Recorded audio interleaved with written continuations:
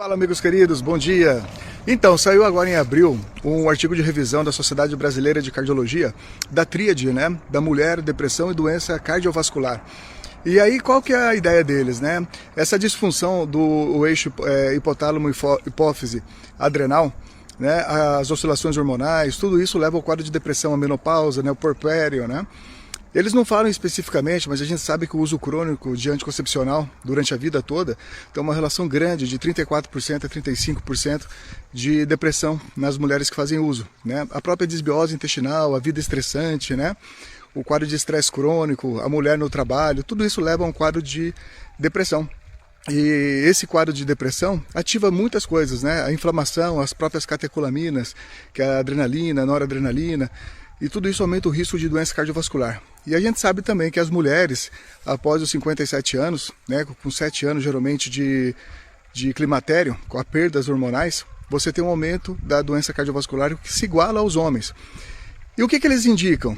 Antidepressivos. É interessante, né? Será que você precisa de um antidepressivo, um ET, um medicamento que não tem nada a ver com o teu organismo, que ele não reconhece? Ou será que são alguns distúrbios hormonais, algumas outras coisas? E eles enfatizam, né? O problema é que a mulher, quando entra na depressão no puerpério, você passa o antidepressivo pro feto, né? Pro neném, né? Que nasceu, pro bebezinho, que está tomando leite materno.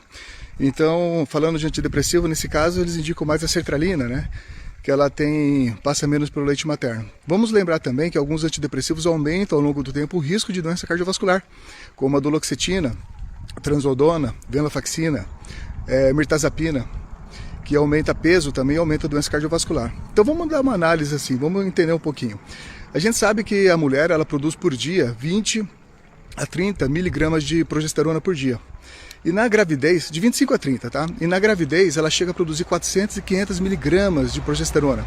Quando ela entra no puerpério, você tem uma perda drástica da progesterona. Será que repor a progesterona no puerpério não seria uma coisa interessante? O ômega 3, adequar os níveis de vitamina D, melhorar a alimentação, o estresse, né, um acompanhamento cognitivo-comportamental, uma melatonina para você dormir à noite melhor, melhorar os níveis de ansiedade. A gente sabe que a própria progesterona ela tem um efeito GABAminérgico. Ela relaxa, ela melhora o sono, ela estabiliza o humor. Será que é um antidepressivo ou seria de repente uma progesterona, ômega 3, vitamina D, uma melatonina, outras coisas melhores, né? E que a gente sabe que não aumenta o risco de doenças cardiovasculares. E a mesma coisa, isso a gente fala de progesterona bioidêntica, né? Não oral. O oral tem um efeito mais GABAminérgico, mas a gente fala mais da transdérmica, né? E na menopausa, a perdas hormonais, o fogacho, será que o antidepressivo resolveria? Né, os inibidores da recaptação da serotonina? Então, esse que é o problema. Então a reposição hormonal é importante para a mulher sim, da forma fisiológica, né? Repondo estradiol, estriol, a progesterona e em alguns casos específicos a testosterona, assim, em doses fisiológicas, sem efeito colateral. Então fica aí a dica, a reflexão. Vamos pensar, será que a bioquímica, a fisiologia não é mais interessante do que de repente usar o medicamento? Então tá bom, meus amigos, um abraço para vocês.